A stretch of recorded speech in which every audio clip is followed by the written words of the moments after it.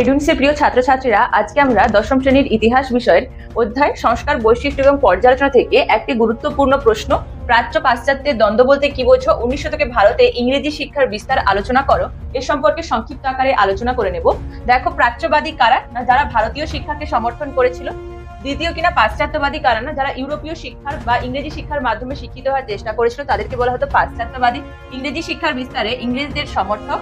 দ্বিতীয় কিনা খ্রিস্টান মিশনারিদের উদ্যোগ। তৃতীয় বেসরকারীদের উদ্যোগ। চতুর্থ সরকারি উদ্যোগ।